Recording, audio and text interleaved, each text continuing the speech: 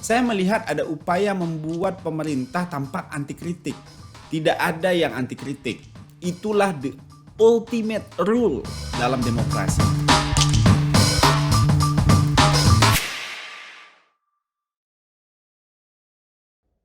Untuk pertanyaan tindakan aparat mengambil poster dan menangkap Pak Suroto apa pendapatnya?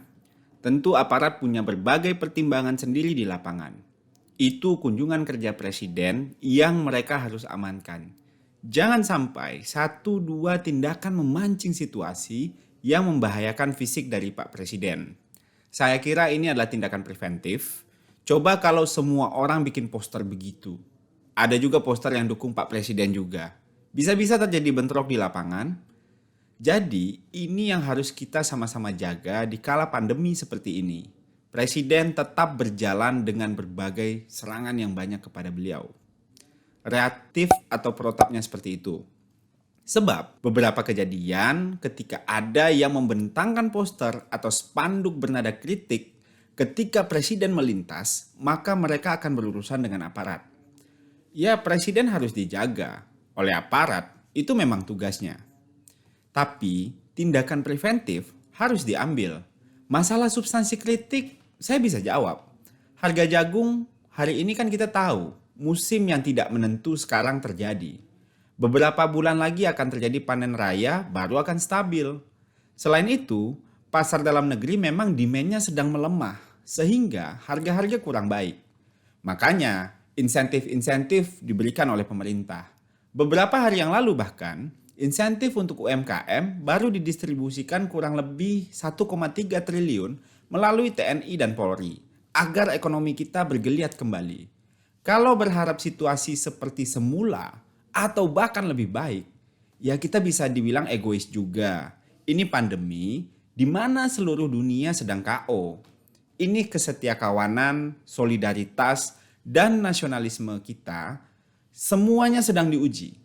Kami harap semuanya sama-sama bersabar. Tindakan aparat terhadap Pak Suroto mencitrakan bila elit di Republik ini seolah anti kritik. Benarkah? Kritik masyarakat sudah dijawab semua. Situasi pandemi membaik. Meskipun kita harus terus berjaga. Tidak ada yang anti kritik. Itulah the ultimate rule dalam demokrasi. The only game in this town. Biar elit atau yang bukan elit, ya semuanya punya kedaulatan untuk mengekspresikan kegelisahannya dan pikirannya. Saya kira kita sudah selesai di situ. Selama tujuannya untuk perbaikan, itu kritik. Tapi apabila tujuannya untuk menyakiti, tentu ada berbagai mekanisme yang bisa ditempuh.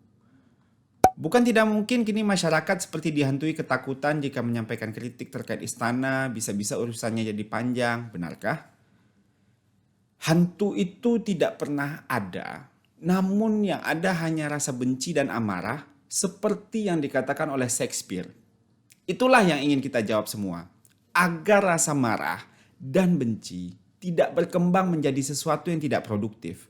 Kritik saja, asal konstruktif. Apa itu yang asal konstruktif?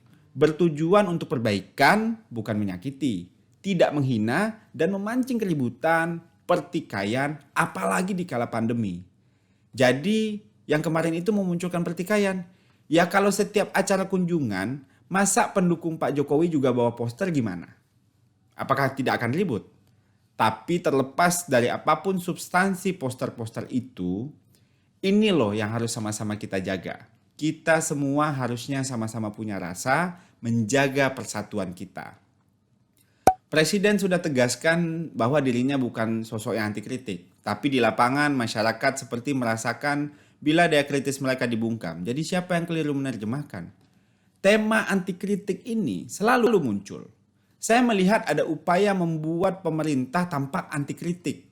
Bahkan di pidatonya sendiri, pada pidato kenegaraan kemarin tahun 2021, Pak Presiden Jokowi mengatakan kritik akan dijawab dengan pemenuhan tanggung jawab. Itu saja. Kalau ada aparat yang bertindak, itu sangat tergantung pada informasi yang mereka dapatkan, terhadap konteks yang juga mereka dapatkan. Silakan ditanyakan langsung. Kenapa perlu mengambil langkah preventif itu? Jangan-jangan ada situasi lokal yang kita semua tidak tahu. Kerja polisi bukan hanya menyelesaikan yang sudah terjadi, tapi juga untuk menghindari sesuatu yang terjadi juga. Yang jelas, semua yang kita capai hari ini juga adalah hasil dari kritik. Walaupun kita terus tetap waspada, silakan teruskan mengkritik. Tapi jangan untuk membenci-benci ataupun memprovokasi. Merah putih kita sama, Indonesia. Jadi bila dikatakan indeks demokrasi kita menurun, wajarkah itu? Ya semua lembaga punya penilaian dan semua lembaga punya pula yang namanya anggapan. Kita hargai saja. Yang jelas, tren serupa dialami oleh banyak negara di dunia yang juga disebut oleh banyak ilmuwan sebagai the democratic backsliding. Namun kita perlu bersyukur, pemerintah kita hari ini masih legitimate. Tidak seperti apa yang terjadi di beberapa negara tetangga kita yang bahkan sampai menumpahkan darah. Kita masih dijaga oleh cinta tanah air, pemerintah yang efektif, dan kecerdasan publik yang mumpuni. Jadi, saya yakin akan lebih baik dari negara-negara tetangga kita. Terima kasih.